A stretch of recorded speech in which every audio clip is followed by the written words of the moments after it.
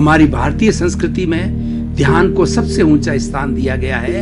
और जितने भी भारत में धर्म दर्शन में, भारत में नहीं, प्राच्य और पाश्चात्य, ईस्टर्न और वेस्टर्न सिविलाइजेशन के अंदर जितने भी रिलीजियंस है, जितने भी फिलोसॉफीज है, उन्होंने ध्यान को सबसे ऊंचा स्थान दिया है। क्योंकि ध्यान वह अवस्था है जो कि सीधा हमें हमारे अस्तित्व, हमारे स्वरूप की तरफ लाता है। यानी ध्यान के माध्यम से हम सीधे अपने आप के अंदर विलीन होते हैं, हम अपना सेल्फ रियलाइजेशन करते हैं, हम अपना इंट्रोस्पेक्शन करते हैं, हम अपना स्वयं का निरीक्षण करते हैं, हम स्वयं के अस्तित्व के बारे में जानकारी करते हैं। और ध्यान सिर्फ भीतरी जगत में ही होता है, बाहर का जो ध्यान होता है वो लौकिक ध्यान होता है। आज मैं जो बात करूंगा आपको वो भीतरी ध्यान की बात करूंगा। वैसे ध्यान के बिना इस दुनिया में कोई कार्य नहीं होता है। अगर हम पहले लौकिक ध्यान की बात करें तो मैं बताना चाहता हूं, हम ड्राइविंग कर रहे हैं और ड्राइविंग के अंदर हमने ध्यान नहीं दिया कि गाड़ी को लेफ्ट में रखना है या राइट में रखना है या मोड़ना है, या मोड़ने के समय लाइट नहीं दिखाई, डायरेक्शन नहीं दिखाया, तो क्या स्थिति होती है आप भली भांति जान सकते हैं। और कोई भी गृहिणी अगर भोजन पका रही है और आंच के ऊपर उसने कोई चीज रख रखी है, अगर वह पूरी अग्नि का ध्यान न रखे तो क्या स्थिति हो सकती है।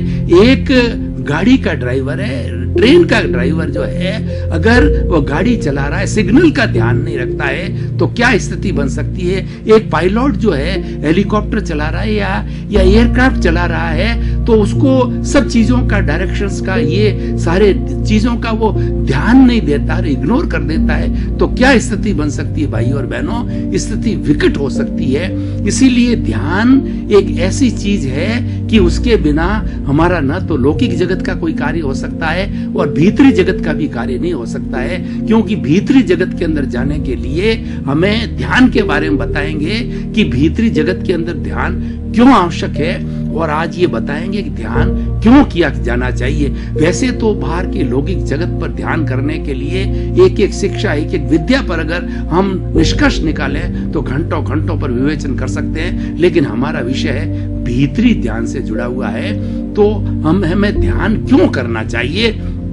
सबसे पहले भाई और बहनों, दर्शकगण, श्रोतागण, हमें यह समझना है कि ध्यान किसे कहते हैं। ध्यान दो तरह का होता है, एक तो आलंबन ध्यान होता है, एक निरालंबन ध्यान होता है। आलंबन ध्यान के अंदर हम किसी भी वस्तु, हमारे किसी भी भगवान, हमारे किसी भी देवता या हमारे किसी भी इष्ट के फोटो पर या उसकी मूर्ति के ऊपर उसको एक आधार बनाकर, एक आलंबन बनाकर हम हमारी चित्त वृत्तियों को सब एक जगह एकाग्रित करते हैं। हमारा जो ध्यान है, हमारा जो विचार है, इधर उधर नहीं भटका करके उस पर्टिकुलर स्थान के ऊपर हम एकाग्र चित्त होते हैं। और हमारे पतंजलि जिन्होंने जो है योग के बारे में कहा है कि योग निरोधो ध्यान, मतलब योग, सारी हमारी योग की प्रवृत्तियों का निरोध करने से हमारा ध्यान होता है। तो ध्यान के लिए हमें क्या करना होता है कि सबसे पहले हमें भीतरी जगत के अंदर प्रवेश करना होता है। और अच्छा ध्यान करना चाहते हैं तो हमें दो चीजों का पहले ध्यान करना होगा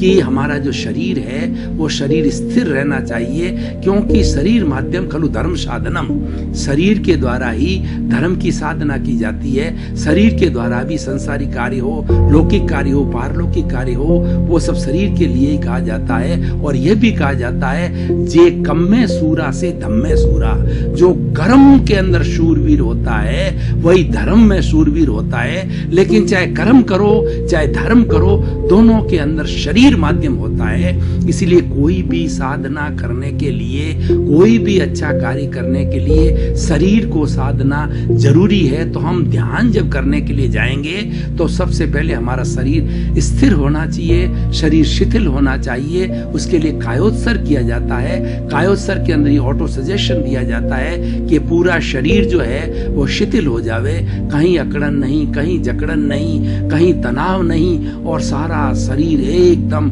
शांत और शिथिल हो जाता है।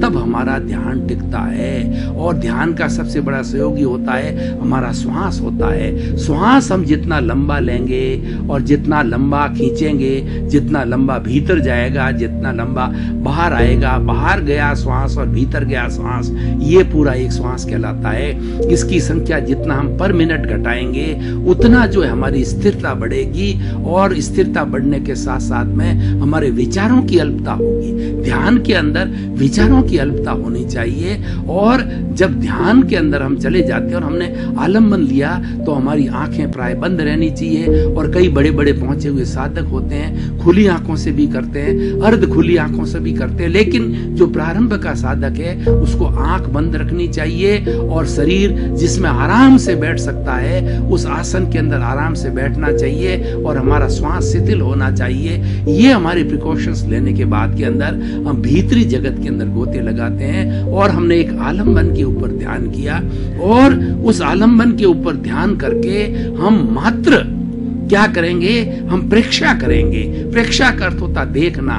देखना कैसे कि राग द्वेष मुक्त होकर के ज्ञाता दृष्टा भाव से देखना। हमारे जो भीतर शुद्ध आत्मा विराजमान है, जो हमारा अस्तित्व है, उस अस्तित्व को जानने के लिए, उसका ज्ञान करने के लिए हम ध्यान करते हैं, तो वो जो उसकी प्रकृति क्या है, उसका गुण क्या है, उसका गुण है कि हमारी शुद्ध आत्मा ज्ञाता दृष्टा है। ये अरूपी है, इसका कोई रंग नहीं, रूप नहीं, गंध नहीं, वर्ण नहीं, जलती नहीं, मरती नहीं, कटती नहीं, किसको रोकती नहीं, किसी से रोकती नहीं, तो क्या है? यह हमारी आत्मा अनंत ज्ञान वाला है, हमारी आत्मा अनंत दर्शन वाला है, हमारी आत्मा अनंत शक्ति वाला है, और हमारी आत्मा अनंत सुख का धाम है, अनंत आनंद का धाम है। और चाहे हमारा बाहरी जगत हो, चाहे भीतरी जगत हो, सब दोनों जगत का, और पूरा जीवन क्यों न लें, प्राणी मात्र के जीवन की बात करें, हम मोक्ष की अवधारणा की बात करें, तो हमारा जीवन का लक्ष्य होता है।